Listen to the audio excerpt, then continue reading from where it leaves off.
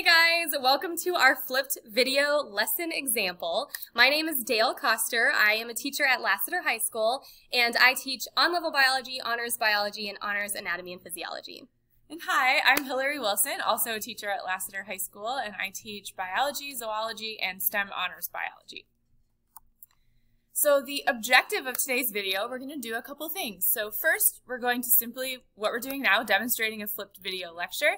We're going to direct the content instruction, and then we're going to assess you on what we presented here in this video. So you do have a notes organizer that you can be completing as you watch this video. The great thing about a flipped lesson is that you can pause, you can rewatch anything as many times as you need to make sure that you get all the information on your notes organizer as you go. So we're going to start by just talking about what does it mean to call a classroom a flipped classroom. So you can't talk about what a flipped classroom is without first talking about what the traditional classroom is. And the traditional classroom is probably what you and I experienced when we went through our schooling. And that is where the teacher would stand at the front of the room and would give some sort of content lecture, maybe for a day or two, and then you would have some homework to do at your home on your own, and then you would come back to class and maybe you would review it or maybe you would do an activity. So the flipped classroom flips that.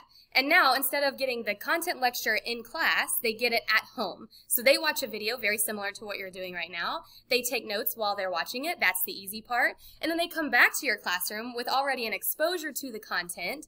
That way they can jump in during the class time into activities, into labs, develop those deeper understandings while they're there in your classroom and you can help them.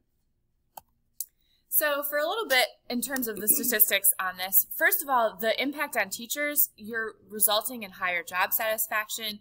99% of teachers, as you see, would use it again next year. And then students are also having an improvement in their attitudes and their test scores. And then what I would say here is just take a minute and pause this and examine the rest of this infographic and then write down some things you found interesting on your organizer. Okay, now we're going to talk about some of the benefits of a flipped classroom, and we're going to focus on what some of those benefits are for students and what some of those benefits are for teachers. So again, feel free to pause this and look over this, but we're going to highlight just a couple that we feel are some of the major benefits of a flipped classroom. So I'm going to talk about what I've seen are some benefits to students. So the first bullet there under students learn at varying speeds. That is the biggest one for me. There are students who need to hear something 1 or 2 times, maybe some of your honor students. There are students who need to hear things 8 times, right? Maybe some of your on-level students or your students with IEPs. And so we have a classroom full of kids that are learning at different levels, and the flipped video lecture gives them the opportunity to learn at their own speed. They can pause, they can rewatch things as many times as they need to. They can hear the information as many times as they need to. The second bullet, students are provided opportunities for review. They do not, in the traditional classroom, they would hear the information 1 time and let's hope they get it, right? Maybe a couple more times if you did some activities or something like that. But the biggest content review came during that 1 period of classroom lecture. So by flipping your videos, or by flipping your lectures and showing the videos, they can watch that video 3 times if they need to, the day before the test. That could be a great way for them to study. So they're provided more opportunities for review. And then, let's talk about the materials are ready and prepared for students who are absent or sick. So going along with that, if you missed that day in class when your teacher spent the whole classroom lecturing, you came in so behind. But by flipping your classroom, you can say, hey, you need to watch the video. They have a couple days to watch it, so they're never feeling like they are way out of touch if they miss a classroom lecture. And then the last bullet, students are actively working with their peers. In the traditional setting, when the teacher was at the front of the room talking, no one was working with each other, right? They were writing their notes, but they were just sitting there. You were just talking and they were listening. And instead, now by flipping, they're doing that part at home so that in class you see all this active collaboration. And so going with that, especially being at the front of the room and not allowing students to collaborate, teachers, you really get to move from being that sage on the stage that when you just talk all day long to actually being the guide on the side with the students. And you can truly help them understand content or just clarify questions, direct their learning. In addition, teachers are spending more time supporting students with that practice. I'm sure you've all struggled through a genetics unit where they're going through all those Punnett squares, and you could lecture all day long, but at the end of the day, those kids need that one-on-one from you, helping them understand those concepts. And going with that as well is you're more involved in the student learning rather than just the lecture.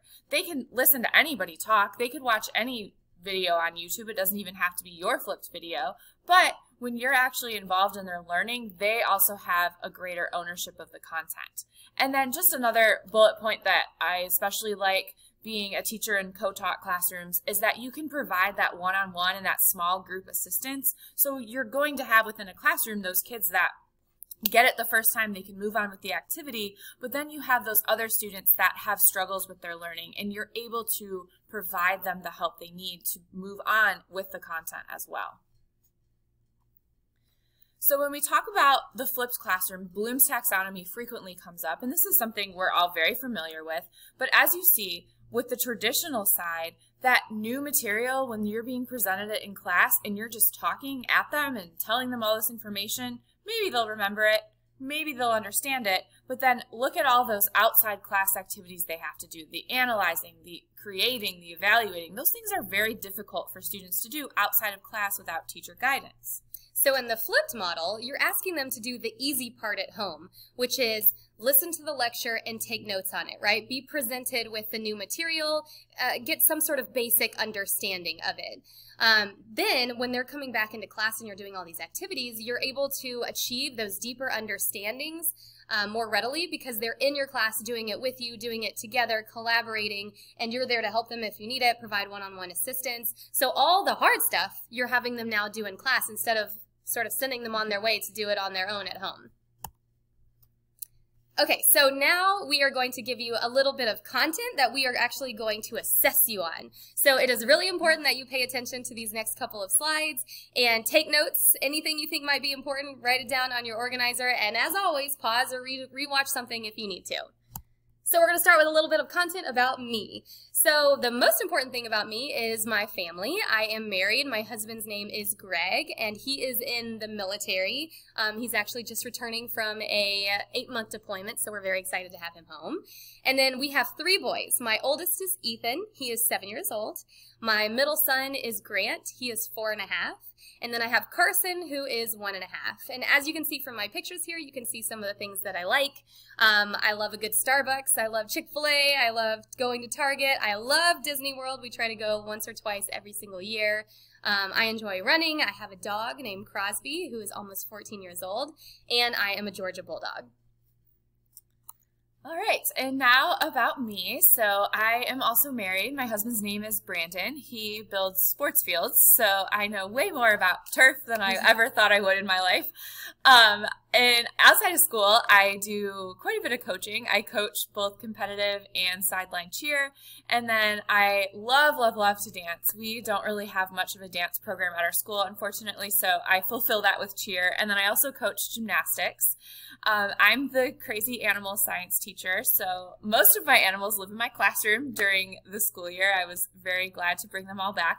But you'll see my handsome guy down there, Zima, is my iguana, and he lives in my classroom. I have a backyard flock of chickens at home, and my dog, Zane, that's on the beach. I'm from Michigan, so we go up there at least once a summer, and he loves to swim. And then I just had a nephew that was born. I'm so excited. His name is Colton, so he was actually born on the 14th. So he's still very, very young, and I'm so excited to go see him over fall break. Okay, so if you need to, pause or go back and rewatch something, make sure you have your notes because we're going to check your understanding on the material we presented. And we hope you have a great year. Thanks for watching.